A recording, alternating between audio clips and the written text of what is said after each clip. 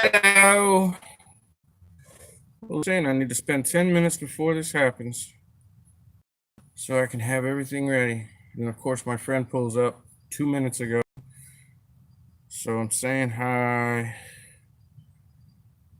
And I didn't even have everything set up. So who's here? I got it on the little screen tonight. As you can see, I've changed the venue a little bit. But I can't barely see. It looks like Jackie's here, Pam's here. Man, I can't see this thing at all. Joy is here. Behold, the Nautilus is here. What's going on? I'm tired. We are on. I get pain meds once a month, sometimes every other month, and I get pain meds for 10 days out of the month. Oops. Hang on, I gotta mute this. I gotta mute the whole thing, right? Hang on, I gotta mute this. Sorry, I'm not used to using the tablet.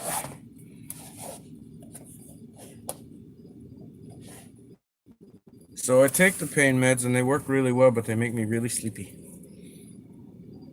So I'm sleepy. I just made fresh coffee. I am good. Did I just see In the Pines this year? Am I behind on chat already? It shows up there. No, that's Lucy. I can see it better on there than I can see it. What the hell, Bobby? Chat. So that's not working. So we're just going to use that. I don't know why. I'm not getting real great Wi-Fi service out here. But as long as I can use one device at a time, I guess I shouldn't complain too much. So I'm going to do something that I hardly ever do unless I lose power, and that's rely on the phone to see what everybody's saying. Is it storming somewhere? Hello, hello, hello. Is this thing backwards? Oh, this thing's backwards. I got this handy dandy little thing here, but it doesn't hold very well. Like, I can't figure out what to do with it. You like that? Oh, excuse me. I don't know. So, behold, behold, behold. How's it going, buddy? Mr. Artist himself. Southern Southerners, what's up? My man from the great middle of the country. I watched your Urbex video yesterday, bud. Very cool. For those of you that want 30 minutes of a new video. Southern Southerners. Disney Boffins is here. What's going on? Disney Boffins has been kicking butt and taking names. 30,000 interactions on Twitter on a tweet that he posted out. Nautilus is up to 62. Very cool. We'll have to get you to 100 by Christmas, buddy. Disney Boffins is sending me pictures. 36,000 now. See? As soon as I'm 2 hours behind, I'm way behind. 36,000 views on a tweet. Just goes to show you that people are seeing your stuff even if you don't know they're seeing your stuff. Oh, so you're using a different kind of camera, not just your phone. What kind of camera did you get, man? Because it's always fun to get new cameras. I don't know. Did I show you guys? I got some new stuff for my birthday, which is very cool. I got a bunch of stuff, actually.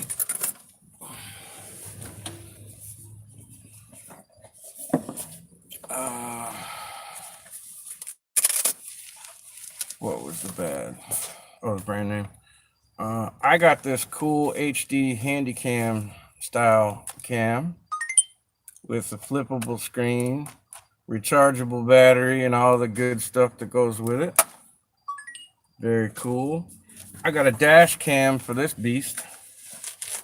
I still got to find a name for the van, but I got a dash cam. I got a used laptop that someone gave me for a birthday present.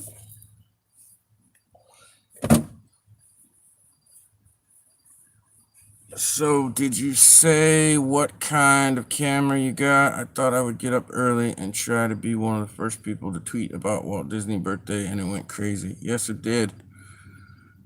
36,000 views on Twitter. Hey, Kel, it's Sarah here. It's 11 p.m. Just driving to Glasgow. It's about 45-minute drive. Why is he in Glasgow? Oh, he's at work. It's very difficult for me to keep up with the chat on here. I may hit 150 today. That's Canon something. Very cool, very cool. And Vlogger Tom's in the house. How you doing? How you doing? We are a networking stream. Remember, you can always network after the fact. Shoot, I did not tweet this out. You can network after the fact. You can always go to anybody's networking stream, watch it, roll through the chat, pull up their YouTube channels, post facto, and still join. And when you watch a video and leave a message, let them know that you were there. And they'll usually return the favor. At least the people that come to my streams do. I'm going to see if I can pull it up on the laptop. So, yes, that's a steering wheel that you see over there. I got, as a birthday gift, I got one of those front window, it's foil on one side, and it's the American flag on the other. And it's one of the really good thick ones.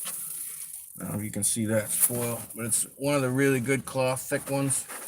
So that keeps a lot of the sun out and helps with the temperature. I'll fix that later. So y'all know that I am a minimalist and I am not big on, and I have a few people that support me on Patreon and through PayPal every month.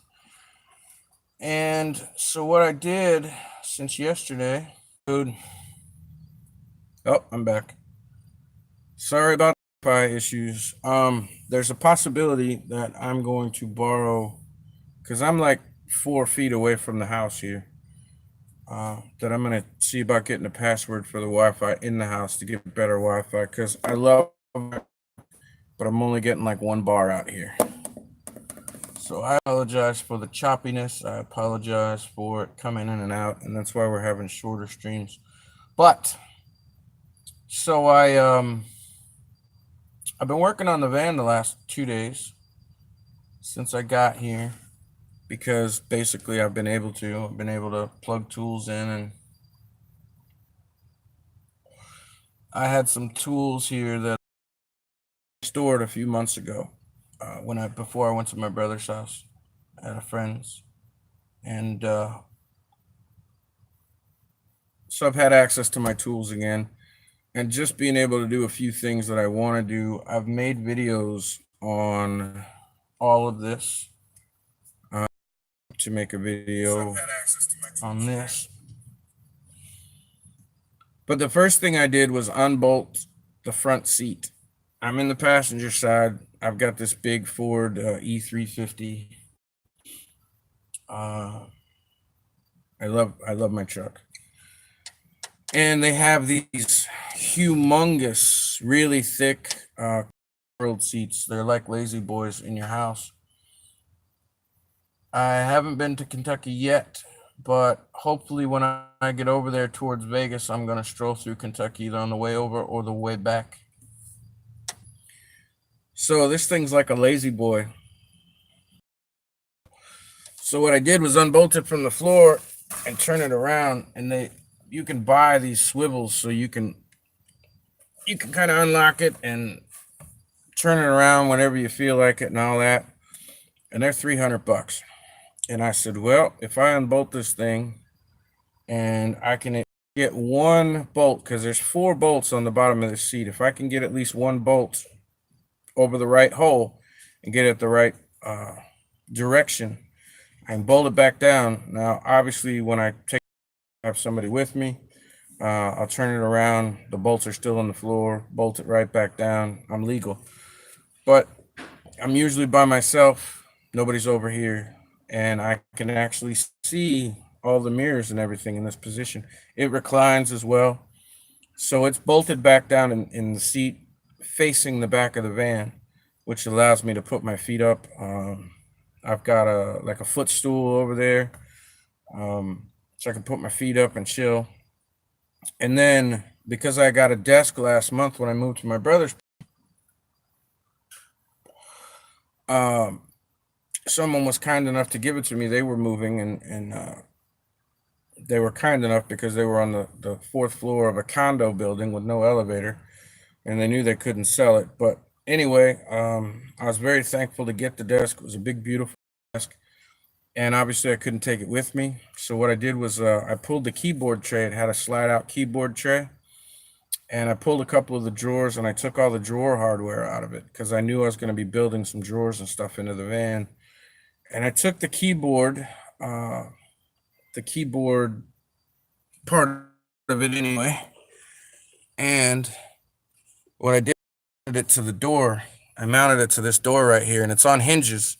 So when I want it to, it'll fold right down against the door and lock in place, so it's never in the way. And I use paracord for everything, but instead of chain coming down, I've got orange paracord, so I never not see it and hit my head on it. And I've got this great desk now. So I figured today, instead of sitting over there and having the steering wheel on my face,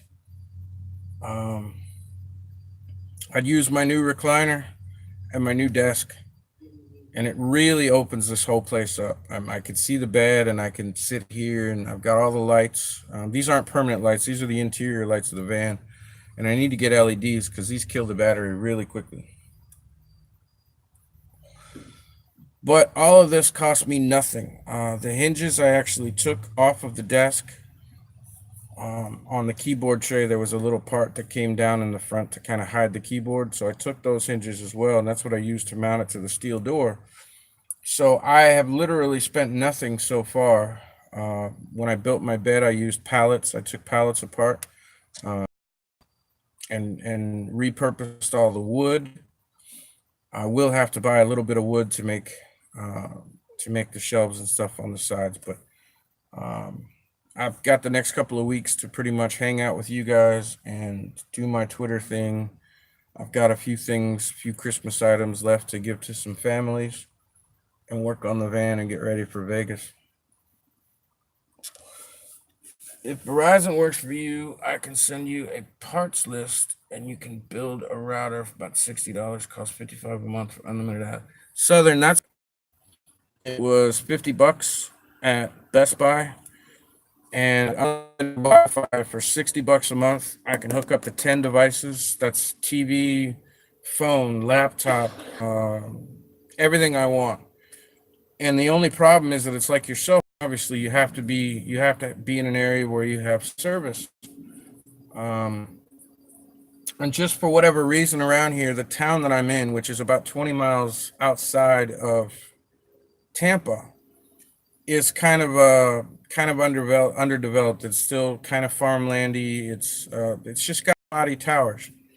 And I think it might also have to do with the fact that on this side of the van, and I can almost touch it, is the house.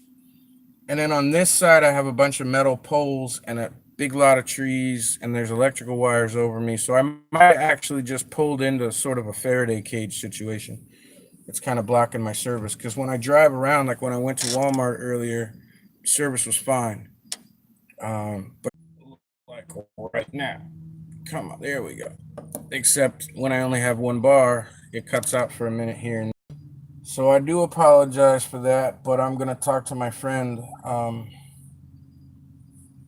They have Wi-Fi, so I may be able to get a password temporarily to use that will help me stream better whilst I'm here, or I'll start streaming early. I don't like to drive after dark. I still have a rear light issue, and in this country, if you don't have your license plate lit up, they'll pull you over just for that. So it's a stupid issue to have, and I need to fix it. Let's see. Behind the Nautilus, my wife and I found the Waverly a few years ago. It was pretty nuts. Saw a few shadow people. I would love to go to Waverly. Um, for either if I get enough followers, let me go over there, or just go over for the Halloween tour, which would be great. Mike's back. What's been holding up, man? Mike was going through some personal stuff. I'm sure. First day with my new lips.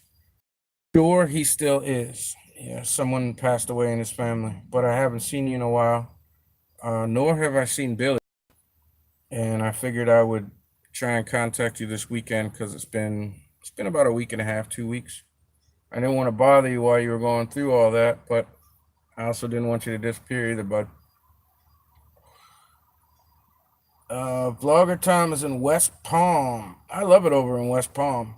It's a little too ritzy for to be able to live over there, but I do like it over there. Great beaches. There's a lot of great restaurants on the beach. Lots of stuff to do too.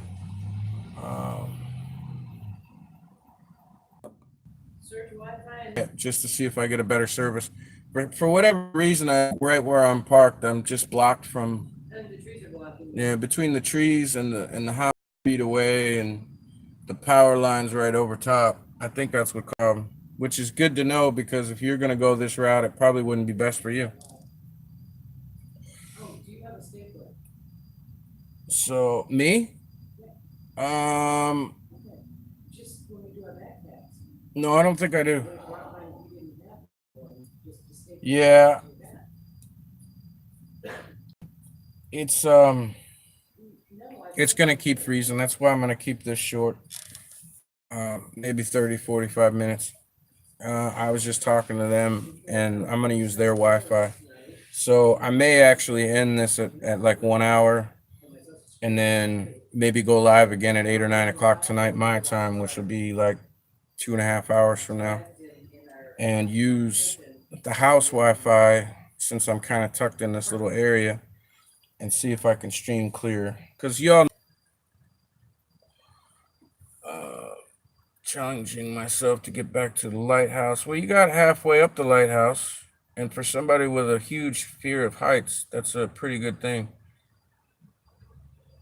Glad you're here, Gator. Sorry about the Wi-Fi issue. I will resolve that in the next hour or two by using the house Wi-Fi. One of the other reasons is my friend wanted to go with the Verizon because it's cheaper, and I've been using this for 6 or 8 months. But if it's going to have this kind of problem at this house, they can't get rid of cable and go with this too. So I wanted to try it one more time. Um, if you went around like 12, yeah, if I went at midnight here, it would be 4 a.m., 5 a.m. in England. That's for sure. Let's see. I'm not directly in West Palm. I'm shortly north in an area. Oh, I know Jupiter. Jupiter's where Burt Reynolds used to live. About 20 years ago, he made a movie called The Man from Left Field, and my wife's brother was in that movie. So we went over to Jupiter to his ranch, which is between Hollywood and Jupiter. And I play poker in Hollywood from time to time. Hollywood, Florida, not Hollywood, California.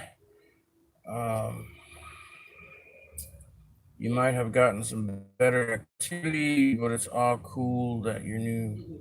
Saw shadow people. I would love to go to Waverly myself just to see what is there, because you never know what's kind of scripted and what's kind of real. Or someone to take me on it. Dizzy fam, I kind of saw a message from you earlier. Did you say something about Tampa? Are you in or near Tampa, Dizzy? And if y'all didn't catch Dizzy's latest video, it was about hubby dealing with migraines and still kicking butt and going to work and taking care of the family. So anybody that's ever had migraines or been around someone that's had migraines, you know they're debilitating. And I mean, they are debilitating. light screws you up, sound screws you up. You just want to crawl in a dark hole and try to survive. So anybody I know that deals with frequent migraines and still gets up and goes to work and busts butt to take care of the family because they're the breadwinner. Hats off to you guys for that. So go and check out their latest video. Speaking of hats, look what I got. Some of my supporters sent me some money towards my cold weather fund because I'm going to be heading north.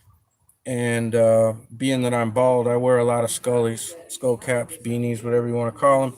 This one is wool, and you can't really see it, but it's like this bluish gray. It's a blue with intermittent gray. And I got this brand new at TJ Maxx for $3. One of the good things about living in Florida is we don't need a lot of hot weather gear, cold weather gear. So when you can find stuff at TJ Maxx or Ross or something, you can usually get a really good price.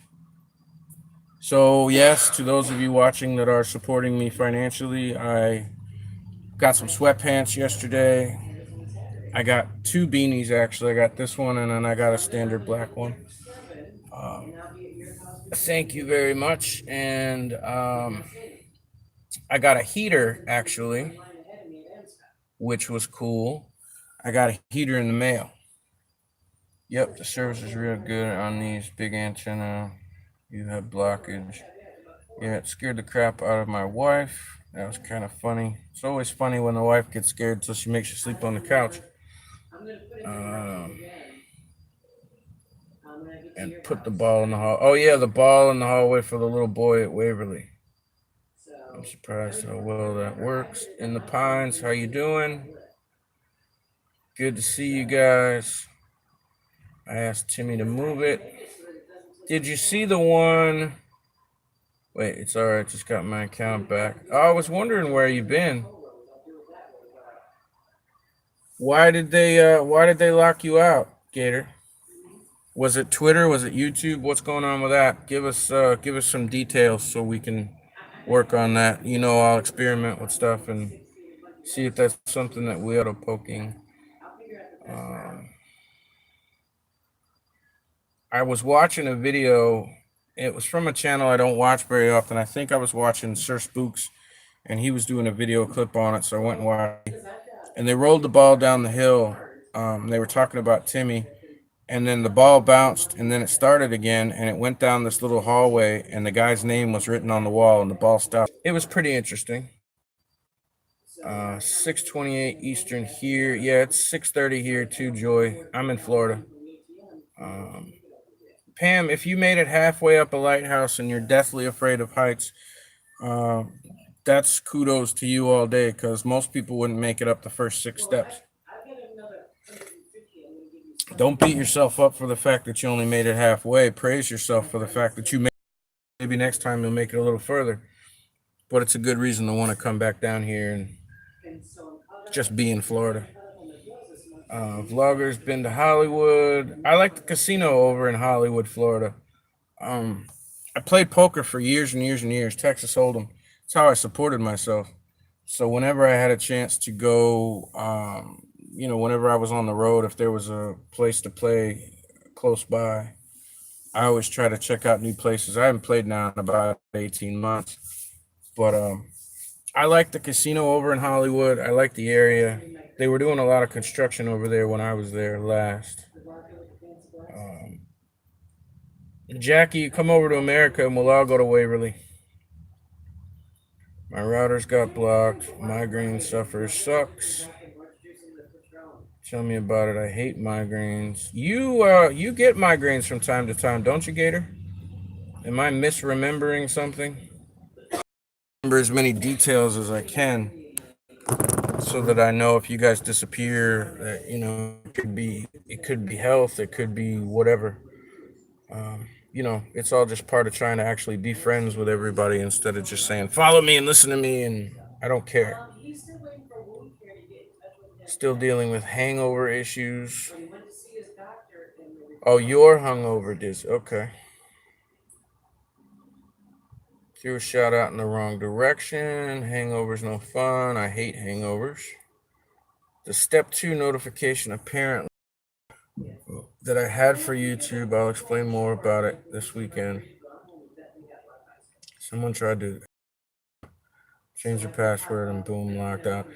That happens to me on Twitter probably 3 or 4 times a month. But fortunately, so far, I haven't been locked out of my YouTube account. I imagine it'll happen, which is why I tell you guys that I have my backup channel, and if you ever can't find me on my years, go to my backup channel, and I'll be posting on Twitter and letting everybody know that something happened. But Jake Renfro's my backup channel. And now that pretty much all the experiments are done that I've been wanting to do, most of the misinformation that people feed out, experimented on, I'm actually going to start doing some paranormal videos. Hopefully, when I get up near Mike Speed, he's going to take me to a place we talked about. It's got 12 empty buildings on the property. I think it was an old hospital. And there's some stuff over in Vegas, of course. So while I'm traveling, I'm going to do like half and half. I'm going to do half on this channel and then as much paranormal as I can get my hands on while I'm on the road anyway. I have a deathly fear of heights. I don't have a fear of heights. I have a fear of falling. Being up high, I'm afraid if I hit the ground, something bad's going to happen. Best part is I'm a software architect, so I'm on the computer all day. My eyes are glued to the screen, so that migraine hangover never really lets up. I'll tell you what, I didn't have the problem with my eyes that I have now before I started all this. Oh, let me get them lights. Looking at various size screens all day. I mean, my laptops, my new Chromebook, that's it's like 12 inches or something. And then the laptops that I have are full-size laptops, so they're like 16 or 18. But look at the phone, and then look at the tablet, which this one's an 8-inch tablet. So I got the phone, I got the tablet, and I got all these screens, and I'm constantly staring at them. Doing it with a hangover is bad enough. I couldn't imagine doing it with a migraine, that's for sure. I can get up a 10-foot ladder, but it took some time. Hey, if you can conquer a 10-foot ladder, bud, that's saying something. I know a few people over the years that do seriously have a fear of heights. And I mean, in most cases, they can't stand on a step stool. If they're not flat on the ground, if the ground starts to slope even, like they won't go to a place where there's hills or whatever, because if the ground starts to slope, it's debilitating. Like it just shuts their body down. It's the craziest thing, and I wouldn't put anybody down for it. I couldn't imagine what that would feel like because I've never had a fear of heights. I love heights. But to see what happens to people that have fear of heights, I give you guys all the props in the world. If you're working on it, like you said, you climb a 10-foot ladder. Pam has a bad fear of heights, and she went halfway up a lighthouse. And I don't look at that and go, well, one went higher than the other. I look at that as you guys are facing your fears and your phobias and not, trying not to let it slow you down. So kudos for that. Just so everyone knows, I'm going and checking each and every one of you out. If I'm not blankety blank, I will be. It's okay to say subscribe once in a while. I have still yet to have an issue saying subscribe or people writing it or people writing numbers, but you never know what's going to happen. Intense vertigo.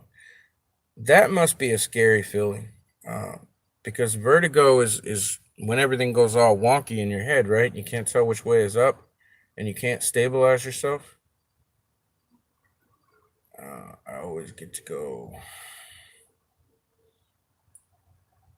Paranormal Travelers. Hey, Paranormal Travelers in the house. See, I hardly ever see you guys when you pop in or anybody. I'll see it and 2 or 3 people will be like, hey, so-and-so, what's up? And then I'll go, oh, yeah, there you are. It's good to see you. Good to see you. How's your holiday month going? Does the backup take away from the main channel? If you're talking about as well as time being put in it, stuff like that, it will to a certain extent. And I'm going to bypass some of these messages because I'm just going to let them flow at this point. so I don't have to keep bending over. Um, uh, the good thing about having multiple YouTube channels is that you still only need one Twitter, you still only need one Instagram, one Facebook, if that's what you want to use. Everybody knows I hate Facebook. But by having a second YouTube channel, you already have your platforms built. So yeah, I have almost 1,600 subscribers on my main channel. This channel right here, Go with Cal. And that's great. But if for some reason YouTube were to take my channel away, if I broke rules, if they didn't like my stuff, or they just decided bye-bye, it wouldn't be that big of a deal, because literally I would just log into my other channel, start posting videos, and I would go on Twitter and I would say, hey, I lost Go with Kel, I'm in the process of getting it back, or maybe I could never get it back. So from now on, go over here to Jake Renfro. Here's the links, because I always post working links. As far as the time that it will take you away, you don't have to worry about taking time away from you, extra time to advertise and stuff. Time it would take away from you, what's up, Gordy, would be actually filming and editing videos and that kind of thing. So when I start putting videos up on that channel, it will no longer be my backup channel, it will be my second channel, and clearly it will have different programming on it. It's going to be all paranormal stuff. A lot of the stuff is going to come in from you guys. A lot of the stuff is going to be y'all be my roving reporters. So whenever you guys have a great video or something, I'll be posting those videos on there, everything paranormal related. But a lot of us, in our everyday life, we can't exactly get to possible haunted places. We can't get to places that are worth checking out.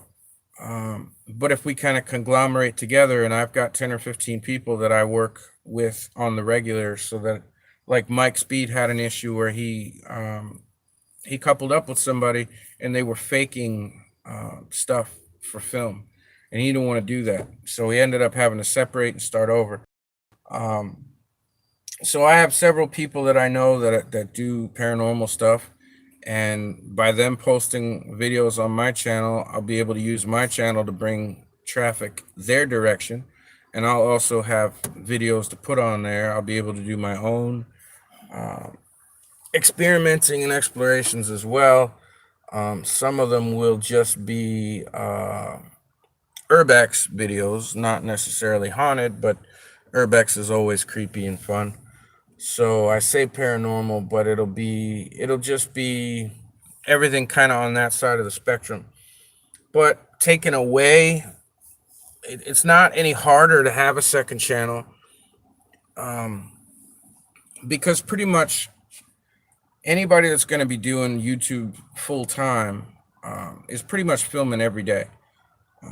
I was talking to a friend of mine yesterday, and he said, well, I was supposed to take a couple of days off. And I found myself driving, and I was making B-roll, and the next thing I know, I was talking to the camera, and I had to tell myself, shut off the camera and don't look at it today. Today's just for you. Because when we look at life through the video, and what our shot is and where we are, and think about what we want to say, we're not really experiencing it. Any of you guys know that have gone to like a theme park, or anywhere you want to go on vacation and you want to film all that with your kids and stuff, or whether it's just you and a partner or by yourself, when you're looking basically through a camera lens, you don't really get to experience everything. There was a parade yesterday that I missed. Apparently there was a parade in this town for Christmas, and I didn't find out about it until all the fireworks were going off. And then it was like, oh, they forgot to tell me there was a parade down the road. But had I gone to that parade, I wouldn't have just experienced it and walked around and spoken to people and enjoyed my coffee or whatever it is that I wanted to get into.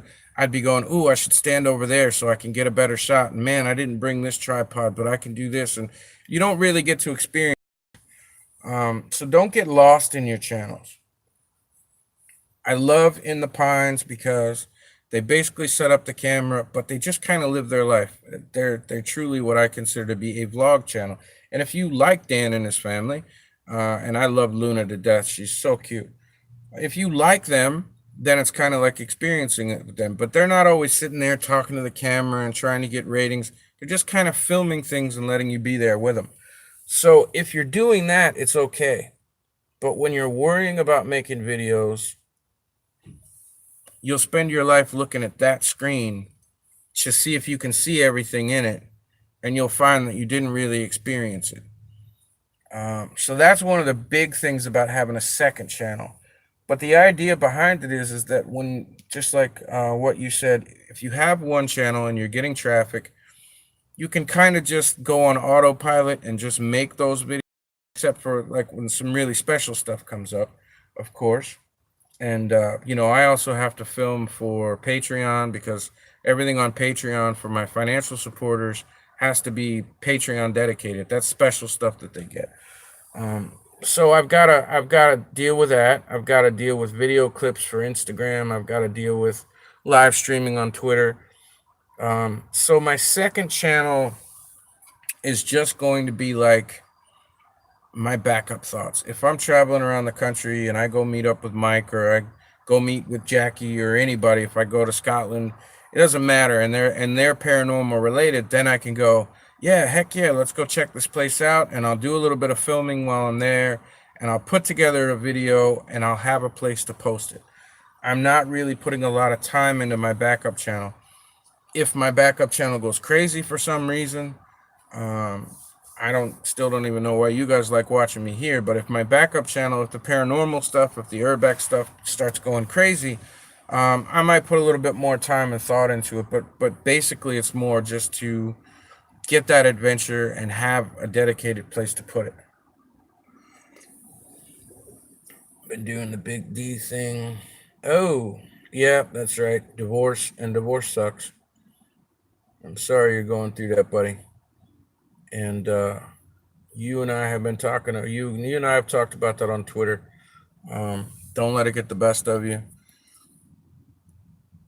I know that you sometimes need somebody to talk, man, and you've been quiet lately. You don't have to be.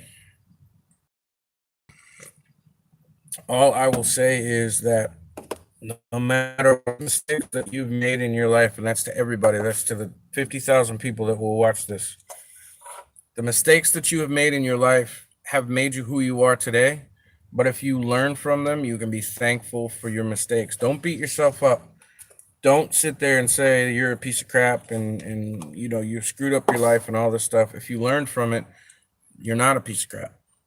I had a woman come along in my life after my wives, and she said, "You know what? I'm thankful that you screwed up, that you messed up every relationship you've been in, because you were just preparing for the time when I showed up, so you wouldn't do those things to me." And I didn't do those things to her. She's since passed away,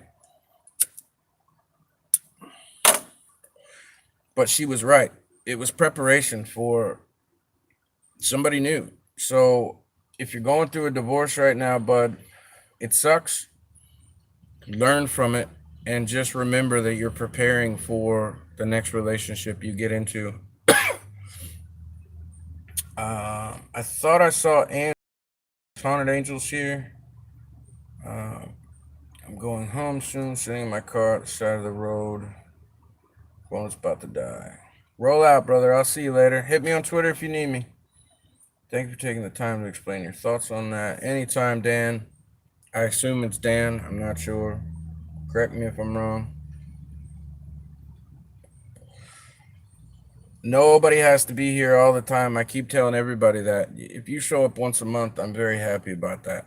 If I hit you up on Twitter and say I haven't seen you in a while, it's because I've noticed I haven't seen anybody in a while. It's not because I'm saying, come back and watch my streams every day. I don't care about your life, but you have to be here. That's not why I'm here. There's Haunted Angels. Yeah, I know I spelled it wrong. Did you get my private message about the Verizon thing, Ange? I saw it right before I went live and I answered it. Watching me from the tub. I don't even want to know about that. I'm guessing that you're in the house in the woods, because if you got a tub in the woods, that's some Jack the Ripper stuff there. I don't know about that. I'm a widower, but was very close to the Big D. Well, you did get the big D. You just got it in a different form where you don't have to worry about afterthoughts and after effects. I was confused too, Gator. Just the number messed up. Barry's here. Sorry I missed what you were saying earlier, Barry. I did see that you were here. Y'all know I will go back and watch this after the fact. Do me a favor, give me a thumbs down. It helps in the search engines. And I will see what you guys, I will see what you had to say, Barry. What have you been up to lately, bud? What do you got going on for Christmas? How you doing in school? Why are you up so late? It's 11, it's almost midnight at your place. You're supposed to be studying or sleeping. But I appreciate the fact you're here. Gordy, Steve-O, I know you were here. I didn't see what you said. I really have to work out. I have my TV with me. And thanks to another supporter, I got an Apple TV device, I guess. And I think I can cast from my phone or my laptop to my TV, which means I'll be able to see the chat on the TV just like everybody else. So I'm gonna give that a shot because I figured out a way to mount the TV in the back by the bed, and it's gonna look pretty big in there, but I'll be able to see better, and the chat box won't be so small that I lose stuff if I talk about something. The only person who I've ever known that asks for dislikes. Like and a dislike is the same thing in the algorithm. It all means the same thing, and people don't want to hit the like button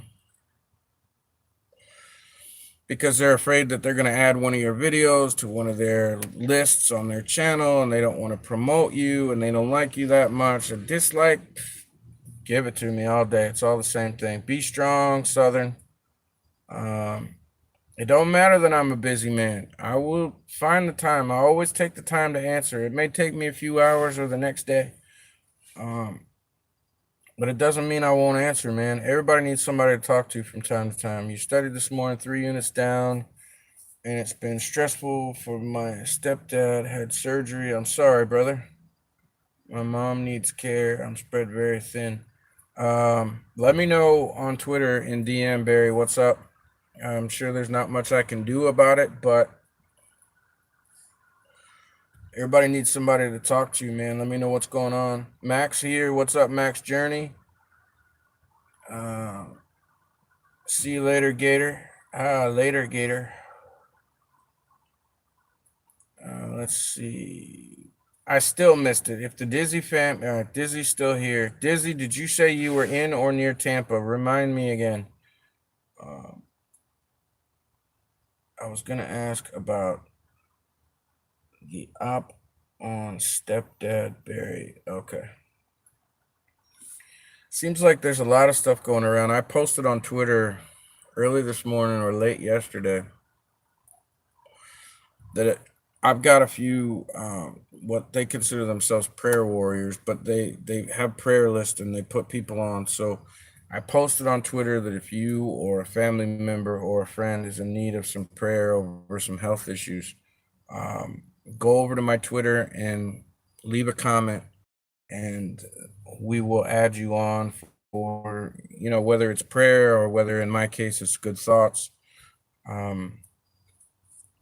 People care. They really do. So let us know. See you, Gator. The tub. Woo. Yep, I'm in Tampa. Okay. At the moment, I'm in Lakeland, and I'm not going to give any more detail than that for a few trolls around. I left Tampa. I was in Bradenton. I popped back up to Tampa, and then I came over here yesterday. So I'm just outside of Lakeland, between Plant and Lakeland. So I'm not far away. And I'm always looking to say hi and meet people and get some pictures, or if there's some video that you want to do. And I got to run over to Tampa at some point this month and hook back up with the snowman, because even though I've only been like 30 to 40 minutes away, we haven't had a chance really to hook up. So I haven't forgotten. Honestly, you do a great job helping already. It's nice to have a place to come chat. Well, I'm glad you're here, Barry. Jackie thinks it was successful. Can't use his arm for 3 months. Wow, that's gotta suck. You can always mail me on Twitter, Barry. See, Jackie's always good to talk to as well. I'm planning to swing through some channels once I get off work and check you guys out. Just can't do much aside from listening and messaging every so often. I'm just glad you're here, vlogger. A lot of the names that you'll see in here, 80% of those people are here almost daily. And we kind of get to know each other, and we know who's at work and who's not at work and what's going on. So now we'll know that at this time you're probably at work. So don't get yourself in trouble at work. It's not worth getting fired over. Not for me. Adventures with Sarah and Robert, still listening in Kel in Glasgow. I had a girlfriend from Glasgow about 20 years ago. I want to go back. I want to hang out over there. Officially in the van now. I am as of the 1st of the month, December 1st. The deal with my brother didn't work out. Well, he didn't keep his end of the bargain. It's not that it didn't work out. It's that he would not allow it to work out. He misled me from minute one, took the money, and then bounced. And so, yeah, I actually miss being in the van anyway.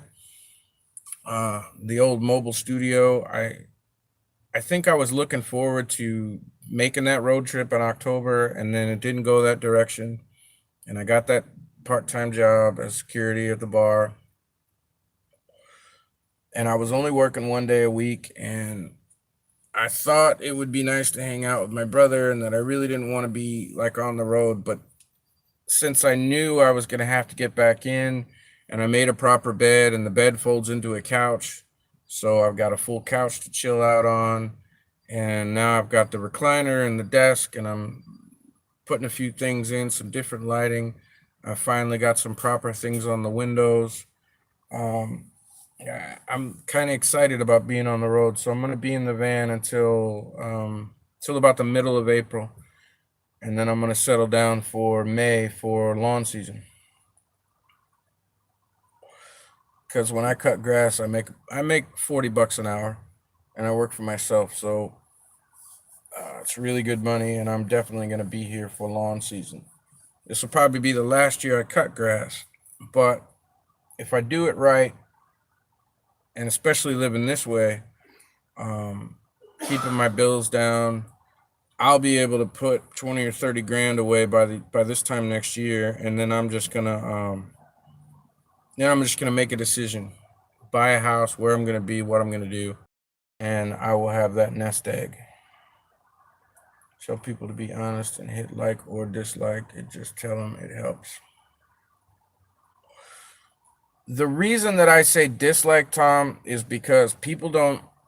I mean, the people that hang out with me and have done so for months, they understand now because I say it all the time. But I like to say, give me that dislike, because there's always a chance, there's always a point for me to say, the YouTube algorithm reads thumbs up and thumbs down exactly the same. It literally means there was an interaction, that someone cared enough about my stream or my video to interact with me.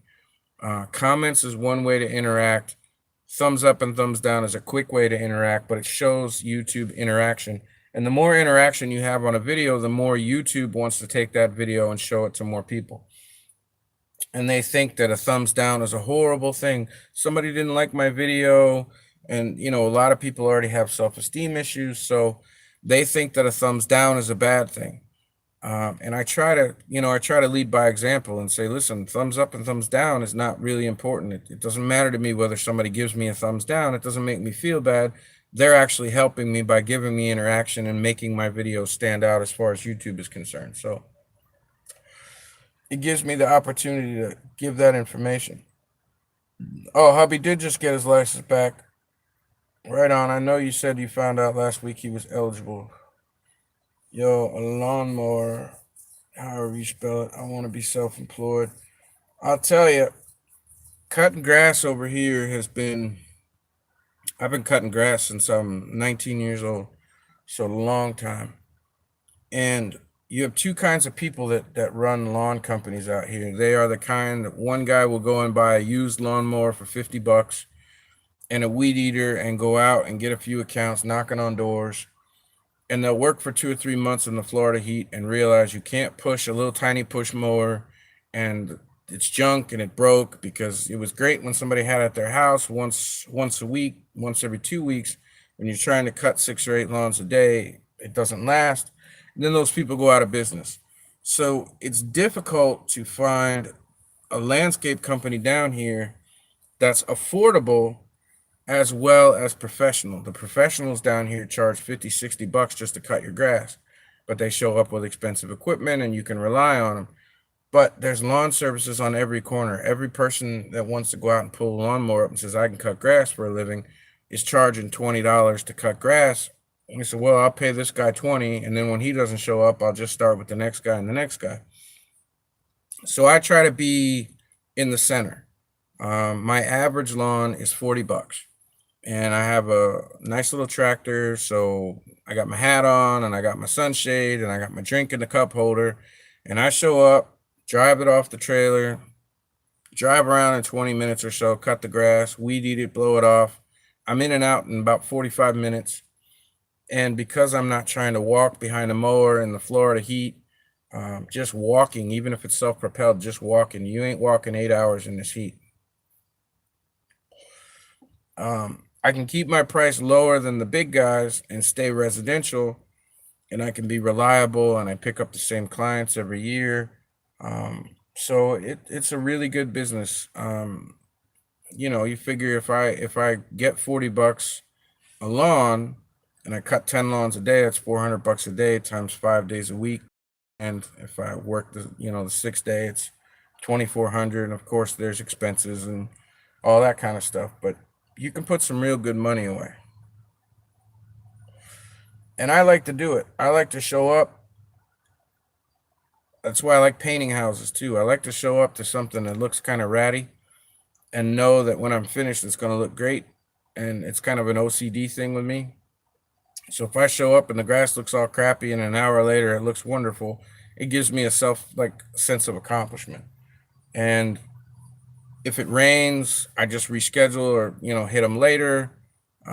Because I work for myself, if something comes up and I lose a few accounts, I just pick up a few new accounts next week. It's not a big deal. So it leaves me the flexibility that I want, and it's a lot better than working a regular job where you're making 6 a week. If I want to work part-time, I could make 600 or 800 bucks a week and work 2 days a week. So it's a good job. And I find that in different parts of the country, while you can cut grass, the lawn season here is about 8 months long. Sometimes it's longer than that. And then you can weed flower beds and trim trees and stuff in the off season. And you can keep yourself busy all year if you want to.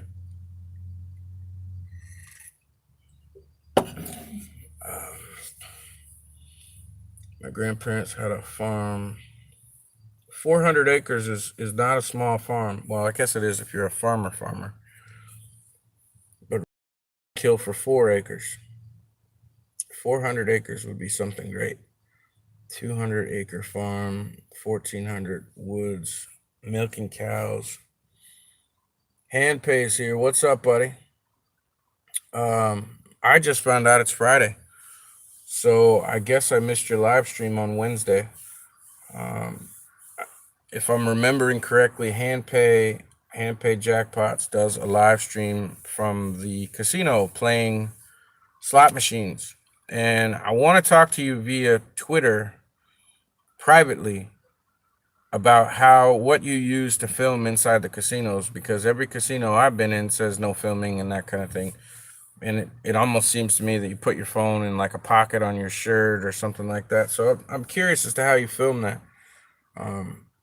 But I've seen some of the live streams and I like slot machines, so I always enjoy watching that. So, there's Michelle. What's up, Michelle? Welcome, Michelle Streeter. Oh, I'm sorry. Geez, you're right. That is 631 slots, not hand pay. My bad, my bad, my bad. See, that always happens. I used to get Jackie and Bev mixed up because they were along the same lines with content. So that's my bad. Now I feel like this small, but that's all right. I'll get it right next time. I've never gone live, but I do only film in casinos. Well, we can still talk then privately on how you film in casinos. I've seen those the video glasses with the camera built in, and of course, if you just have a pocket on your shirt, you can put your cell phone and stuff. But I'm always curious as to how people film in there. Thanks, Dizzy, for coming by. Hope you don't get another migraine soon. I'll see you next time. Anything I like with Florida. If nothing else works out, you can always do lawn care. You can, and I made a video a couple months back on how I get work, how I get houses to paint. I make signs, and I went through exactly where I get the materials and that they don't cost me anything and where I put them, and that works wonderfully for lawns. It works for housekeeping if you want to become a housekeeper, massage therapist, just about anything you could think of. You can use that same method and get work within a few hours sometimes. Sometimes I don't even have all my signs out and I'm already starting to get calls. With our commander in chief in office, times have been tough, but as soon as that is taken care of, things will go back to normal. But you can always find work. You don't need a lot of equipment. Painting, besides a ladder, you need, $50 worth of tools and a ladder, which you can usually get from a friend or buy something used. Cutting grass, you can start off with a used lawnmower for $50 and a used weed eater. Weed eaters are only $100 brand new, so I mean you can get away with some basic tools, and you can always keep the money coming in. And I like to tell people around here that 25 years ago when I started the lawn service business, I had a pickup truck, and I had a brand, and I didn't know how to get work. And I made this sign, this great big 4 foot by 6 foot plywood sign, and I put it in the back of my truck, and I'd set my truck at the mall or I'd set my truck at the flea market on the weekends, and that's how I got my work. And at that time, you didn't see Coroplast signs anywhere. Coroplast was still fairly new. Um, Mostly the signs that you might see would be Century 21 or Remax. Real estate agents would put signs in the front yard of a house for sale, and you would see, garage sale signs on the weekends and stuff. But people weren't advertising their business for that. And I started that trend. And at least in this area, at the time I was in Pasco County, Florida, which is 2 counties away. But I started that. I used to get signs, cardboard, whatever, put them at streetlights, get calls, and then it seemed like within a year or two, I started seeing more and more. I would see lawn service businesses and stuff doing the same thing. So I like to say I was a trendsetter, and I believe that. And ain't nobody gonna tell me any different because before I started doing it, you didn't see signs. So the counties may hate me for starting such a trend, and clearly it's at least countrywide, if not worldwide. But at least in my part of Florida, I was the first one to come up with that idea. And you never have to go without work, um, especially if you can do a few different kinds of things. Oh, your selfie stick and film, and they shut you down. Yeah, they don't let you film inside the casinos, and that's how I'm always curious as to how people get away. Now with a cell phone, you just put in your pocket. They have different little video cameras and sunglasses and stuff, but I'm always curious how they get away with doing it. See you later, Steve-O. I watched your video earlier, by the way. Left you a comment too.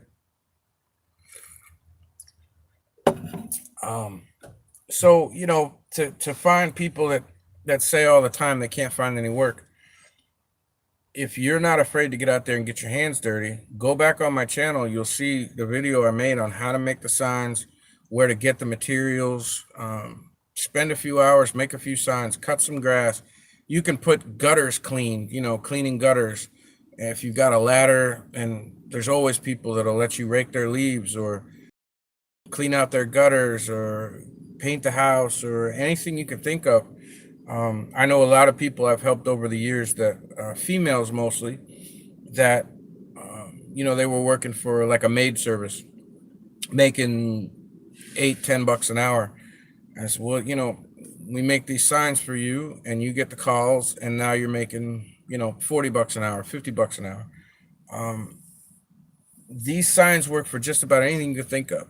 So if you're a woman and you're having trouble making money, make a few of these signs, put them out just like I tell you in the video, and start cleaning houses. You can get away for the first few weeks without having insurance. If anybody has any questions about insurance, I can tell you how to get that. It's liability insurance. It's about 600 bucks a year. Um, you can work. Anybody can work. Massage therapist, any kind of physical work on someone's house, and you're not out there knocking on doors. And because when you knock on door and they open it and they see a stranger, they don't really want to talk to you. They're like, "What are you doing? What can I help you with?" No, no, thanks. Go away. You do flyers. People get tired of that. They pull a flyer off their car or off their house, and they're like, "Damn it!" and they throw it away. But if you put a sign out at a red light and people are driving every day and they're going to see it and they're going to see it and they're going to take a picture of it with their phone and they're eventually going to call you, there'd be never a time in your life where you can't make your power bill or you can't feed your kids, or if you're going to lose your house and you're not too proud to rake leaves or something like that, you put a few signs out. You can make them in one day. They're free. And I show you how in the video. And as long as you have a week or two before the rent's due again and you put up enough signs, you can always keep your bills paid. You never have to worry about making money. And I don't care if you're on a bicycle, um, I especially with a woman, most people hire women to clean their houses. If you want to start a business, you can usually get a business license for about $60 from your local county. I know most people don't even do that first off. They get a few customers, work a few times, then they get the business license and the insurance. It's not expensive. If you got a bicycle, you can put some saddlebags and a milk crate, put your cleaning supplies in there, and you can go and clean people's houses at a discounted rate, 25 bucks an hour. The average house take you 2-3 hours to clean the house. And all you did was go to the Dollar Tree and buy some Windex and some paper towels. And, you can go to the Goodwill and you can buy, a bunch of hand towels. Don't look at this one. This is the one I work on the truck with. But you don't need much, a broom. And you always have work coming in and you work for yourself. I'm not saying you can do this in other countries, but this is how America works. So Rob says hello. Hey, Rob, what's up, buddy? Wait, he was at a Christmas party and you didn't go? Must not have been that great of a Christmas party, Sarah, if you didn't want to be there. Yep, I do gutters while installing seamless gutters. That's good work. The brake is the most expensive thing you have to deal with. I mean, because you can install regular gutters with a cordless drill and a pop rivet gun and a miter saw these days. You don't need a lot of tools, but if you're doing seamless gutters, for those of you that don't know, gutters come in 10-foot or 12-foot lengths. And then when the gutters go together, you have to drill holes and put pop rivets in them. Seamless gutters means he has a special thing that's called a brake on the back of the truck, and he just buys aluminum on a roll, and he unrolls it, and he bends it to the shape of the gutter, so he can make, if it's a 22-foot long gutter, it's all one long gutter. And that brake is a couple $1,000s. I've done soffit and fascia before, and loved having a brake for that. But there's no way that I would get an extruder and spend that kind of money on a brake to do seamless gutters. But there's real good money in that. I know that. People need them cleaned. People always need their lawns, raked with leaves or flower beds weeded. I mean, you go to somebody's house, they got a bunch of flower beds, and they pay you $100 to pull all the weeds from all their flower beds. And if you have a car, you can go to Home Depot and Lowe's and buy bags of mulch and charge them to lay the stuff. There's always money that you could be made. Always money. Yeah, we know, Ange. We know. Old beat up pickup, and I can haul different equipment. Good thing. Anybody with a van, a minivan, a truck, or even if you have a car, you can buy a used trailer on Craigslist or OfferUp or something for $150, a little little 4x8 or a 4x6 trailer, you can make signs just like I say in my video, and you could put trash hauled, Hauled, trash hauled in a phone number, and people will call you. I got this stuff over here. I got this stuff. We just cleaned out an apartment because somebody left. We had to evict them, or we just cut down a tree, or whatever it is. People will call you, and you just say, you know what, $100 for everything that'll fit on the trailer, and you just load everything up onto the trailer. You might get creative on how you dump it, but you just take it down to the dump. They charge by the ton. It's not that expensive. Hauling is a big deal. Any old truck, any old cheap trailer. I did it for the longest time with one of my Explorers. I just took the back seat out of the Explorer, and whatever I could fit inside the Explorer was $60. And people were calling me left and right. They just take a picture of it and send it to you by text. This is what I need, how much to do the whole thing. You never have to be worried about not being able to make money in this country. And those signs are the key. Exactly the way I do it, just write what you need to write on there and a phone number, and you will get money. You never have to worry about not having a job. Sarah was working today, and she would have... Oh, yeah, right. That sucks. But hopefully you had a good time, Rob. That'll be me soon. Hubby just got his license back after 24 years. Absolutely. So between you and hubby, get some signs made, especially in your area. And I say that because I know Florida, and Florida allows you to put out signs. You can do just about anything you want. He's going to be able to drive for you. You could pick up a small trailer. I'm talking to the people across the street here. They've had a trailer sitting there for a long time. I might be able to get my hands on it for $50. It needs a wheel. But other than that, you know, I got a hitch on this thing. I can haul anywhere I go, make those signs, no matter what state I'm in. I can haul stuff. I've got a big roof here. I could put ladders on there to paint houses. And there's always a way to make money, no matter what you do, especially if you can drive. It's always a pain in the butt to use a bicycle, but it can be done. And usually you can get yourself a car in a few weeks. But I hate it when I talk to people and they say, well, they can't find a job. They can't find a job. We live in America. You can always find work. If you don't know how, watch YouTube videos. Learn how to do it. You can always find work in this country. We're looking for a truck right now. I've been amazed. I'll tell you, minivans, Ange. It is unbelievable to me that no matter what the cost is for every other vehicle, especially in this area, it costs you $1,500, $2,000 to buy an SUV or a pickup truck, $2,000, $1,500. Anything less than that's garbage. But you can buy a Dodge Caravan for $600, and they run really well. As long as you check the oil and make sure that it doesn't have a blown head gasket, and you pull the dipstick out before you start the car, and if it's got any milky substance in it, then it's got a blown head gasket. Other than that, if that thing runs $600-700 and you got a minivan, take the back seats out of it. You can sleep in it. You can haul with it. You can put ladders on the roof. You can do anything you want. And they're little 6-cylinders, sometimes little 4-cylinders, good on gas and cheap. You can get real cheap minivans for some reason. Maybe it's because there's a lot of them. I don't know. Oh, you got to. Yeah, that's the extruder, because you actually have to pull the aluminum through the piece that bends, keeps it straight, bends it across the bottom, and puts the design on the front, laps over the top edges so that they're doubled up. That's what I'm calling the extruder, but yeah. And there's good money to be made in that. I know when those those plastic gutters first came out, and plastic fencing and plastic gutters, everybody thought that was great, and I'll spend more money and get those.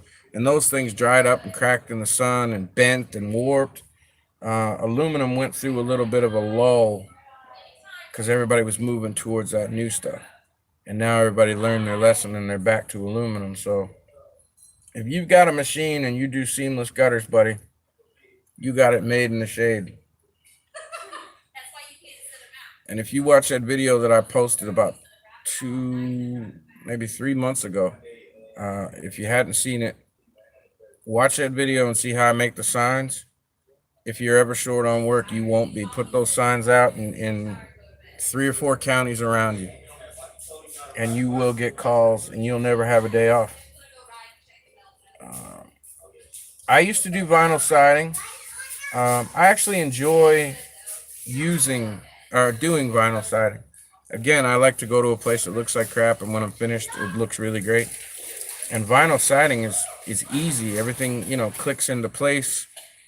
You have all your corner pieces and your J tracks for around your windows, and it's like putting together a puzzle. And all you need is either a hacksaw or a good set of shears, a tape measure, a pencil, a couple of horses to set up a table, and you can go to town. I mean, I'm not saying that it's the best way to do it. You obviously want some nice tools, but if you needed to get into it and you needed to make some money, $100 worth of tools, a hammer, a razor knife, a set of shears, a couple of horses, a pencil, you know what I mean? Like the most basic tools. And you can do vinyl siding all day. It's not as difficult as aluminum siding. And there's really good money in it because that stuff is expensive. And if you know how to put it together, and if you're in a state where you have to have inspections, if you can make sure that you follow all the rules and you know what the inspections are in your area, it's not exactly something that the average person can do themselves. A lot of people try it, they screw it up, they don't do it right. People don't even try it much. It's kind of like working on your car. There's plenty of people that work on their own cars, but most people still go to mechanics. So vinyl siding is a real good business to get into. He's a mechanic too. New vid going up this week. I'll see you later, Ange. Good luck in the truck search. Classy hotel with good food and beer. Sarah drove about 30 miles. Pick up Rob, take him home. She loves her Robbie. So you guys are only about 30, 40 minutes outside of Glasgow. See? If I stick around and be friends with you long enough, soon I'll be able to come to your house and just show up, be like, hey, and you'd be like, how did you find me? See? Tidbits of information. I'm on a cul-de-sac. My friend's house is right here, and then about 20 feet away is another house, and it's a big ring. It's a big cul-de-sac, and the people next door just got home, and they're talking in their driveway and stuff. So there's some kids running around, and the evening time stuff. They're just getting home. Kids are running around playing with toys a little bit. That's what you're hearing.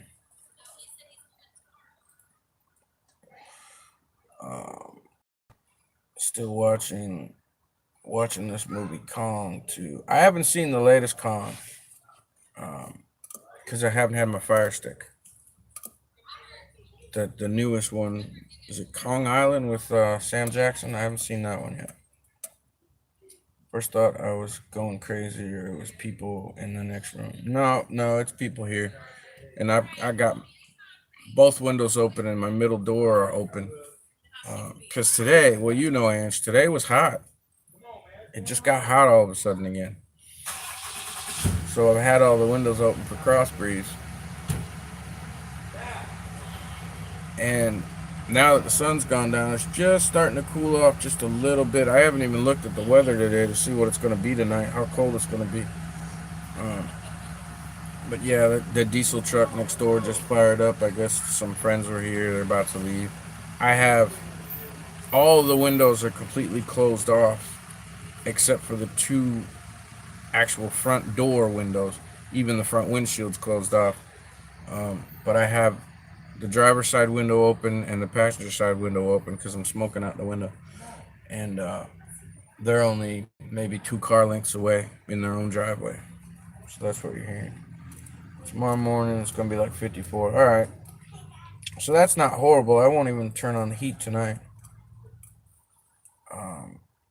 we don't normally get cold down here. Normally we get about a week of cold before Halloween, and then it doesn't get cold again until January. So this cold that came down from, hey, Wacky Wormers is here. How are you guys? So this cold that came down from Canada has been busting a lot of people up, even down here in Florida. I just have to be careful what jobs I pick up after getting messed up back. Yeah, you definitely have to be careful. I have to be careful after my heart attacks. I can't overexert myself. Um, that's why when I cut grass, I'm on a tractor. It's no real walking, no real work in the heat. I don't do construction. I used to just whenever I needed money, I'd go get on a, I'd go drive around the neighborhood until I saw people building a house or something, and I'd ask for the foreman and say I need work. I can do this. I can do that. I can do that, and I'd be working the same day. But now I can only work. I've had 2 heart attacks, so I can only work about. If I'm working for myself, I can push an 8-hour day, swinging a hammer, doing construction. I can't do block work anymore. I can't lift cement block or brick or anything like that. Um, I can roof. I just put a roof on a house last year, but that took me a very long time because 2 or 3 hours into the day, then I'm going like turtle speed. I have to go real slow, and I'm just weak and I'm tired and I'm out of breath and I can't catch my breath. So, I mean, that's one of the reasons why I really depend on my supporters right now, because there's only certain kinds of work I can do. Um, I would love to find a house to paint. I've got signs out. I did another estimate last week. It's Christmas time, so you can't usually get full houses to paint until January. But I'll occasionally get somebody that'll call me up and say, "Hey, will you come pressure wash my sidewalks or, my driveway or, something like that?" And I can always do stuff like that. So it just depends on what you want to do. I like pressure washing in Florida too because you're always wet and it's always hot. It's 95 degrees out.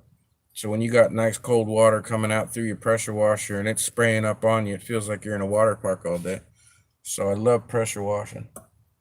Haunted Angels, we're doing well. Just got home from tree lighting. Oh, very cool. I am glad to see you around, Weimers. It's good to see that you guys haven't disappeared after all the stuff that a lot of people have gone through since all this started. I'm just glad that you're not gone. That's what I was worried about. T is here. How you doing? I was on your channel today, T, and I was disappointed. Can you figure out why? I wanted to get me some tea in my life. Can you figure out why I wasn't real happy? Only time I go to mechanic is if I don't trust myself doing it. 90% of the work done on my 95 Silverado. Nice truck, by the way, and I'm not a Chevy guy. It's done by myself and friends. I'm not a Chevy guy. I would go so far as to say I severely dislike Chevy. However, the Silverado, especially the mid to late 90s Silverado, was one of their better vehicles. It's one that I would never tell someone not to buy. Absolutely. And they're still easy enough to work on. All this new computer crap gets in the way. My friend's got, what is that? It's not a Suburban, it's a GMC version. But they're telling them that they need to put these two, what they call engine knock sensors in there. And I'm going, really? Because the idiot light popped on and the computer saying that you need these two sensors, and if you don't put them on, something bad's going to happen. And I drove in the truck yesterday and it runs like a top. $100, and then you got to pull the head off the engine to be able to get to the sensors. You got to take all this crap apart for these two sensors. The most ridiculous stuff on the planet. I love this old van. It's, well, not old. It's a 2006, and it's a little newer than I wanted.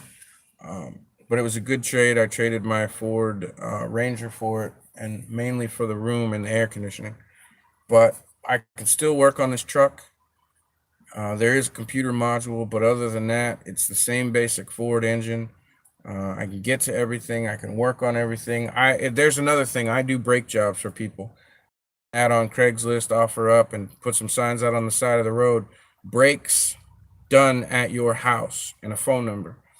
And I charge people $50 for the front brakes and $100 for the back brakes, and I'll come right to their house and change their brakes in their own driveway for them. That's labor, of course. They have to buy the brake pads, and they run anywhere from 15 to $40 a pair. But a couple of hand tools, a couple of mechanics tools, and I can come to somebody's place of business and change their brakes. I used to do it, believe it or not, I used to do it at the strip clubs. I'd go, somebody'd call me up and say, "Oh, I work at the strip club. Is it okay if you do it there?" I'll do it in the parking lot. And then what happens is that I've got 8 or 10 people inside that go, "Well, I need brakes too." And I'll spend 2 days in the parking lot just doing all the employees' cars, because everybody always needs brakes and it's cheap. So I can always get my hands on $200-300 real quick in an emergency by putting out and saying that I'll do brakes. And you need a ratchet, 3 sockets, a C-clamp, and a jack in case they don't have one, to be able to pull the tires and change the brakes. And I do those things all the time. Okay. Pam's back. That's how I am with Honda. Me and Hondas have a hate relationship. Honda makes good small motors. They make good, like quads, and they make good lawnmowers and things like that. But I've never been overly impressed Honda makes a great outboard, but I've never been overly impressed with a Honda vehicle. I've never owned one. No, that's not true. I might have owned one. I don't do GMC. I don't do Dodge. I'm a Jeep, Toyota, Ford guy. And a lot of people hate me for it, but I'm supposed to be 55 as low in the Jupiter area. So it's going to be about the same across the way, because Angie said it was going to be about 54 for us. I'm pretty much directly on the other side of the state of Florida from Angie. So anything coming down from up north pretty much hits us both the same way. So what I was saying earlier, T, was I went to your channel today and you didn't have any new videos. So I didn't get me some tea in my life today. But that's okay. It's Christmas and people have lives, and you'll get a video when you can. Never again. My first car was a Honda. Everything died on it, but the radio mentioning my friend's name, and it died. Yeah, Pam, you know how I feel about Kia. Although I have to say, I may change my mind a little bit when it comes to Kias, because in the last year or two, I've noticed more and more Kias on the road. I've known personal friends with more and more Kias. They're still not easy to work on. They still make things ridiculous, but they don't fall apart like they did 5 or 10 years ago. They are making better looking cars. They are making better mechanical cars, where they're not breaking down so much. So they might have gotten better over the years, and I'm beginning to start seeing Kias a little bit differently. No way on God's green planet would I ever buy a Nissan. If someone gave me a Nissan, I would only take it because I would sell it to some idiot out there and use the money to buy a real car. I do not like Nissan whatsoever. Saturns fall in the same category to me. Now, I'm not saying that you guys don't have them things and that you guys haven't had good luck with them. I just personally haven't. So we all kind of fall into the kind of cars we like. First and foremost, I would go Jeep all the way. They've had their bad cars, the Jeep Liberty being one of them. They've had their disasters, but mostly Jeeps are unkillable. Toyotas, if you've got the money, and then Fords all day, because I always have good luck with them and they're easy to work on. I usually buy a good Ford when I get it, and then I'll have it for 4 or 5 years and end up maybe putting a starter or a battery or something in it. Nothing really big I've ever had to put on a Ford unless I was rebuilding it from the start. So I'm Fords. Rob here, we drive. Yep, you drive the Golf. I know that. And you're loving that little thing. And again, cars are different. It's weird. Oh, I wasn't supposed to throw that outside. Um, I ash outside, but I try to put my cigarettes in here so I'm not making a mess. Um, Cars are different in Canada than they are here. Cars are different in Europe than they are here. I've heard real horror stories about like Fords in Europe, but you guys have different versions. Like over here, we have the Explorer and the Escape. Over there, you might have something different, a little bit different shape, different style. But it seems to me that Fords over in the UK are not as good as Fords over here for some reason. And Volkswagen over here isn't very good. But in Europe, Volkswagen is a kick-ass car. Everybody loves them. They sport them out. They race with them. They have family vehicles. Uh, so I guess it depends on what continent you're on as well.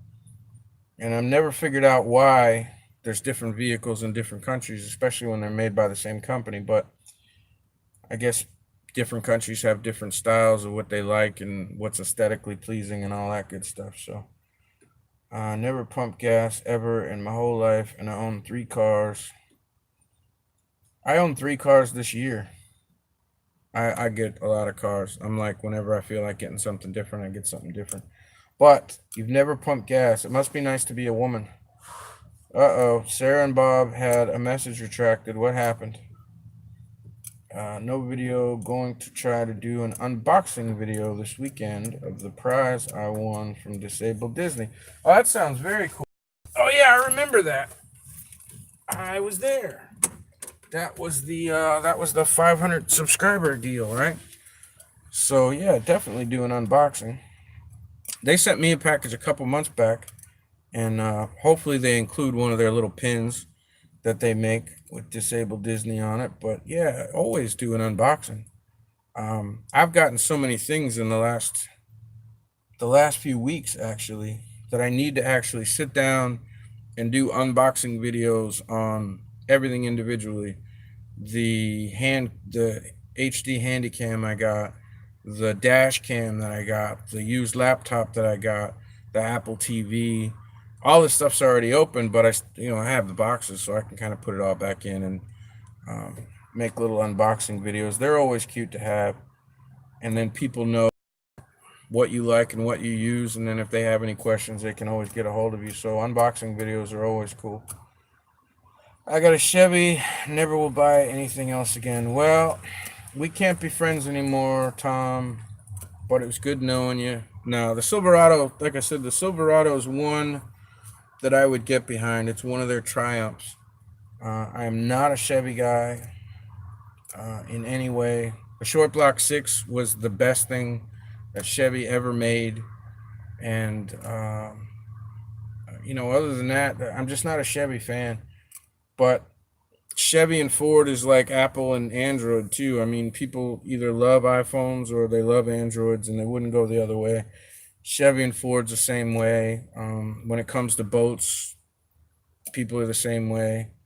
So it is what it is, and I look at it this way: if you're buying up all the Chevys, I don't have to. So there's more Ford out there for me. Because that's one of the reasons why I held out for so long getting a van. I was thinking about getting the Chevy Astro only because of the shape. I wanted a minivan, and I wanted that shape, that boxier shape, a little bit taller. Um, but I just couldn't get past the mechanical issues with those things. And the only other thing that I was thinking about was the Dodge Caravan, and I'm still thinking about that just for traveling because it's so much better on gas, even though it's a lot smaller. That'd be about the only Dodge that I would go for, would be the Caravan, and that's because parts are cheap, they're easy to work on.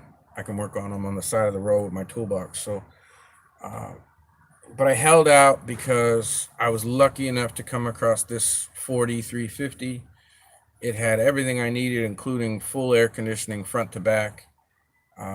It was the perfect situation. It didn't have any seats. The guy used it to haul with, and I knew I was gutting it and turning it into an RV. So I was able to kind of leverage him and say, "Look, dude, you're trying to sell me a van that's missing interior parts, and the seats are gone, and the carpet's wrecked." And I kind of used that to my advantage and made him trade me for my little Ford Ranger. But the trade worked out really well. And over the last month, I thought about selling this thing, and because I was at my brother's place, that I would have time to sell this and then spend a couple of weeks and find the right Dodge Caravan or possibly a Ford Windstar. And then I thought, you know what, two weeks isn't enough, and I kind of knew that he was screwing me from minute one because I know my brother. So I never got rid of it, and I just kept looking at this thing and going, you know what, I'm happy with the van. It runs good, doesn't need a whole lot. It's what I needed it to be, so I stuck with it. But I've been pretty lucky as far as vehicles are concerned. CWC family, what's going on? Welcome in, welcome in. It's me. Oh, it's you. What's up? What's with the new name? Haven't seen you in a long time. What's going on, Casper? One thing I love with the truck. Uh-oh. Hang on, I can't read that. My stuff's not plugged in and the laptop's about to die. You know what? Heck with it. I'm going to be ending this in a few minutes anyway. When the laptop dies, so does the stream. Although I'm streaming from this. But I have to get up and go around the desk and unplug the coffee maker and do all that stuff. I'm not doing that. We've been on long enough. It's been an hour and a half.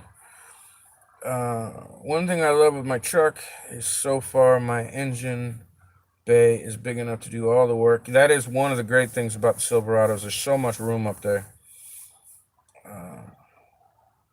And that particular motor that they put in that Silverado, with a little bit of maintenance, a little preventative maintenance, and maybe a few things along the way, maybe a starter or an alternator or something, you'll get a 500,000 miles out of that engine. Like I said, it's one of their triumphs. It's one of the things that they did right, and unfortunately, it was only in the older Silverados, or older for us. But yeah, you're absolutely right. You have all different regulations that different countries have. The cars allowed in the country. That's true too. Different laws, different regulations, um, different emissions testing, stuff like that. It still kills me that in half of this country you have to go for emissions testing and get your vehicle tested every time you do your tags and all that. And down here in Florida, you can pretty much do whatever you want. Um, but vehicles can be pretty cheap down here. I know people that come down here with like a grasshopper trailer, and they'll buy 3 or 4 vehicles down here, and then they'll drive them up to New York and sell them for 4 times what they paid for them. And they just use like a Dodge dually truck with a grasshopper trailer on the back and put 3 or 4 cars on the back, take them back, sell them. Um, so, oh, no problem, Wacky. I'm getting ready to I'm gonna call this a stream here in about 3 minutes because I'm down to about 5% on the laptop and I won't be able to see. And it's starting to get a little bit cold. So, oh, be quiet. So I'm gonna change my shirt and put on my. Oh, laptop just died. So stream ends when this ends. Put on a little bit of warmer clothes and find a few videos to watch. I need to make some dinner. I need to find something to make. Well, I know what I'm gonna make.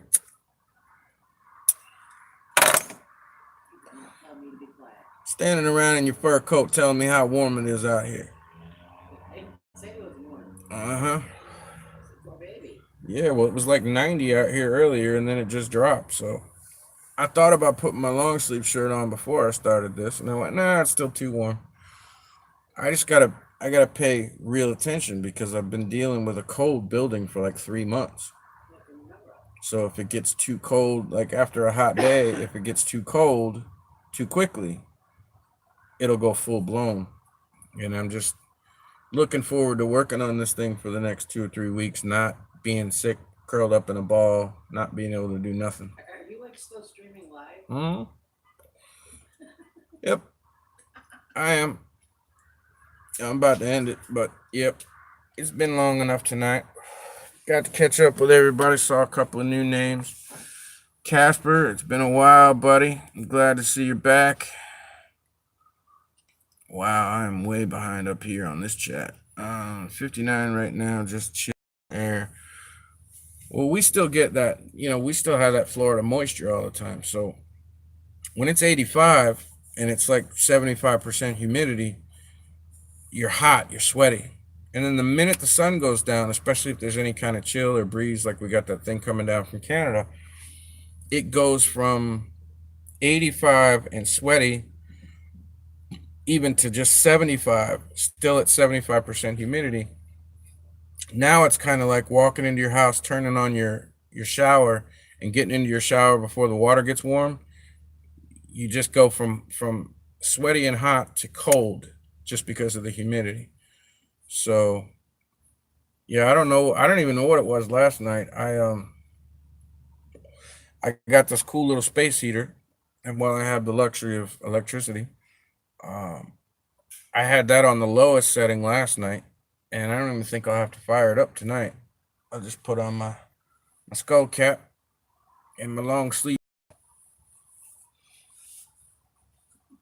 and get up under the blanket, chill. Yeah, Florida is bipolar. You got that right. 70's not bad. I swear I didn't even look today, but it had to be good 82, 84 today, at least where I'm at, because there was no breeze and it was just hot. I found myself sweating again for the first time in like a week and a half or something. We use the heater every night. Um, I try not to get used to it when I'm in the van.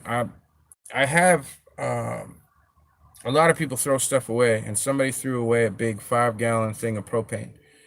And those things are like $55 if you go to the store and buy them. And I knew I had to buy one because I'm going to use propane heat in here, especially when I go up north.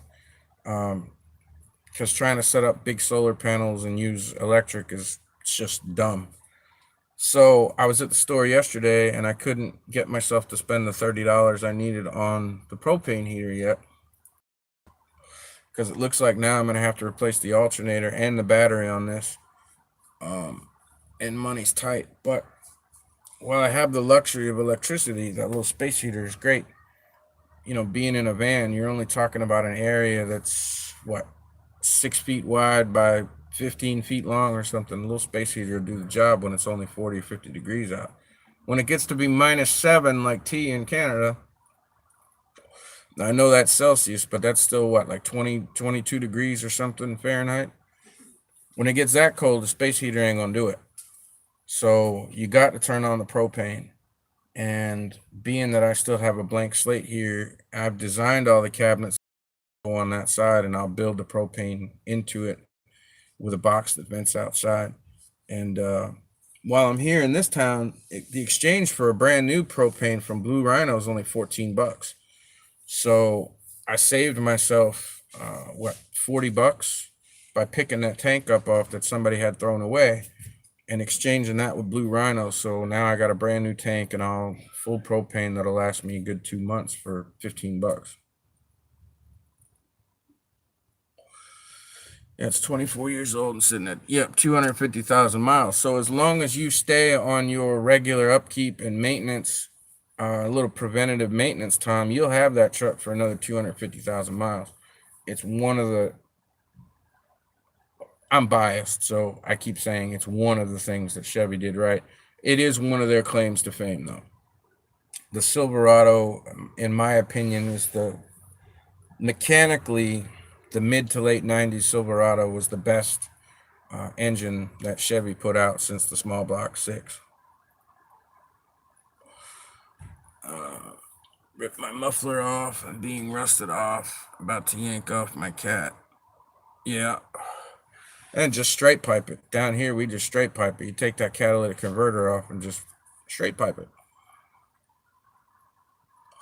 That's one of the things that people hate about being down here wacky is that it doesn't feel like Christmas. Like I said, normally, and I'm talking about 22 out of the last 25 years, Normally, the second week of October, it'll get a little bit cold. It'll be like 70s during the day and like mid 50s at night for about the second week of October. And then a few days before Halloween, it goes right back up to 90 during the day and 85 at night. And it's miserable walking around in Halloween costumes and everything. It's horrible. And then we don't get any kind of cold weather until like the middle of January. It'll start cooling off. Down here, like this year, it's been great because people have their Christmas lights on and it's actually nice and cool at night. It's been getting down. I think the other night when I woke up, my head was freezing and it was like 47 degrees or something. So it actually kind of feels like Christmas. But normally in Florida, if you're anywhere mid Florida or further south, it don't feel like Christmas at all. But then, being down here, you get used to it and you're seeing Christmas lights and palm trees. And then when you go somewhere else for Christmas, it just feels weird. So I don't know. Good sister-in-law would do sent her pictures of me on the beach and yep. Yeah, that's our Christmas, hanging out on the beach, fishing and swimming in 85, 90-degree weather on Christmas Day. You definitely don't get the air of Christmas down here, but the cold weather really helps, even though it doesn't come very often. Pam was getting snow yesterday, and I like being in the snow, but now that I'm getting older, like I have arthritis in my joints and stuff from boxing and weightlifting when I was younger. I noticed, like, even if I go to scratch the side of my ear like this, that the joint in my elbow is just going, hey, open your arm back up, that hurts. And the cold weather really brings that out. So I'm not looking forward to that going back up north. I love to see the snow, but I hate to drive in it because of the black ice and just losing traction in your car. And I feel like I've been down here for so long, most of my adult life, that if I head up north and tried to live up north where you guys live, I'd probably be dead from one winter. Because either my give way or I'd be driving just like I normally do and no snow chains on and just spin out 360 all over the highway, kill 17 people, and I'll be in the newspaper. Moron from Florida tries driving in snow. It's not a good idea. If I would have stayed up north, when I was a kid, we lived up north. And then I went into foster care, living up north in different places, somewhere it snowed more often than others. If I would have stayed that way, I would have picked up all the tips and tricks and I would have learned how to drive in the snow. But I think I've only been up north maybe a total of 5 winters in the last 30. So I have no experience driving in snow and sleet, black ice. When I was in South Carolina, on my way to the bar, as I worked security at a bar, so I didn't go in until 10 o'clock at night. And there was a hill going through the little town that I lived in. And I remember going up that hill, trying to make the green light before it turned red. And I blew through that light and started up the hill, and the back tires of my Explorer started spinning out, and the truck was kind of going sideways. And my first thought was, oh God, I'm really gonna die on the side of this little tiny hill in Carolina. See you later, Pines. And then after that, I was like, oh yeah, you can't drive in the snow like you can drive anything else. Yeah, they weight down the back of their truck. They actually put bricks and stuff in the back of their truck, especially in a pickup truck, because they need the weight in the back. And I've seen people load up like bricks and concrete block and all kinds of stuff like that just to keep weight in the back. I've always had SUVs. I've had a few Ford Rangers over the years, 3. But mostly I drive Jeep Cherokees and Ford Explorers. This is the first van I've had since I was 20. I'm an Explorer, or I'm a SUV guy. I've only owned a handful of cars. I've probably owned, I don't know, 60 or 70 vehicles in the last 30 years because I just get new vehicles whenever I feel like it. I drove a Jeep Wrangler for a while. Um, but I love my SUVs, Ford Explorers, Jeep Cherokees, stuff like that. And I when you have a pickup truck and there's no weight in the back, he reminded me, yep, especially if you're up in the snowy areas or stuff like that where you're losing traction, they weight the back of those trucks down. Even in an SUV, though, the only difference between an SUV and a pickup truck is the roof and maybe a back seat. So you're only talking about the difference of maybe 200 pounds, basically somebody sitting back there. Because seats don't weigh that much, and those roofs, they don't weigh nothing. The glass weighs more than the metal. So you're only talking about a few 100 pounds difference.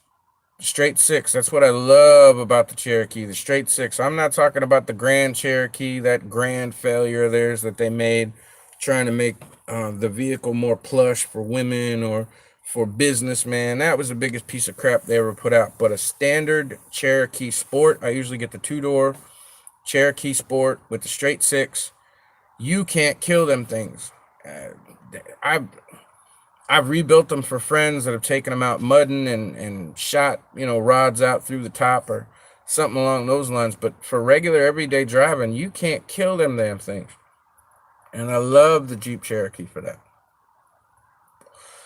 And I'm thinking, I know I'm going to get another one probably like in June or July of next year because I'm going to end up buying a house. I'm going to cut grass this year. I'm going to buy a house. And then I'm going to have my Cherokee, which I'm going to sport out. I'm going to paint it with, I use Rhino liner to paint my vehicles. So you get that matte finish with all the texture on it.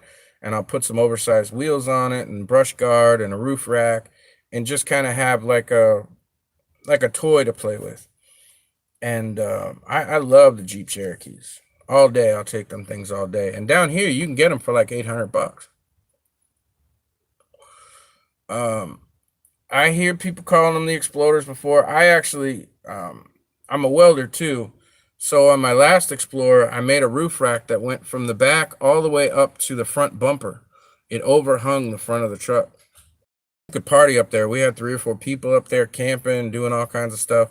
And I put ladders down both sides, all tube steel. And they said, "Why would you deck out an Exploder like that?" And I said, "Because I love this truck and look at all the stuff I can do with it." And it sank down the shocks. I used way too heavy a steel up there.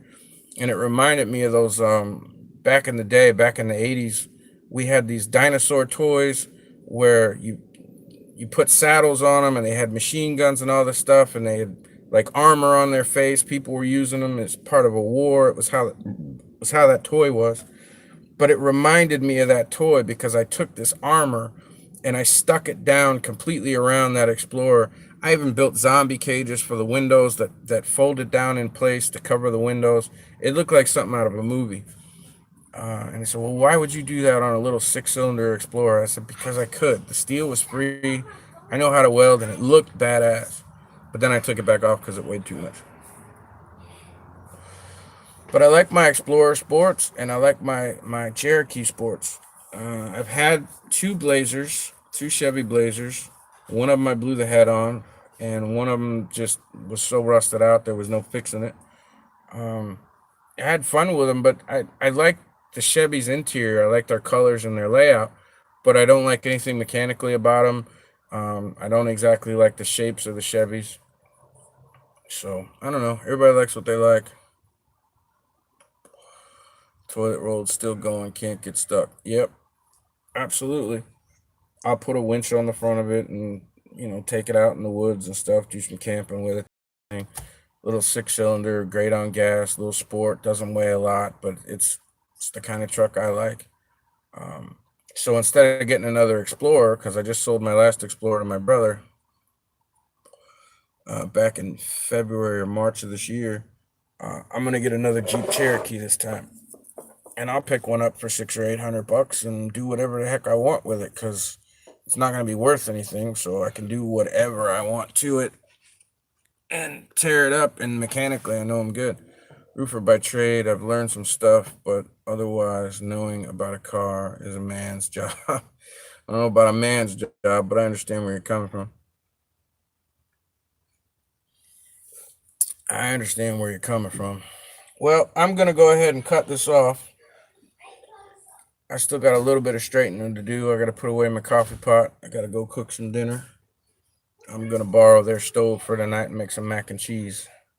Cause I bought mac and cheese and I didn't buy a stove. Doc, what's up, buddy? Thanks for stopping in. Sorry we're cutting out, but I'm gonna put this away, find some YouTube videos to catch up on. I caught up on a bunch of y'all's videos today.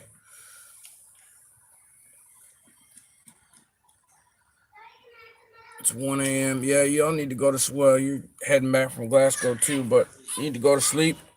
I'll be live again tomorrow at 6 o'clock. If anybody needs me, DM me on Twitter.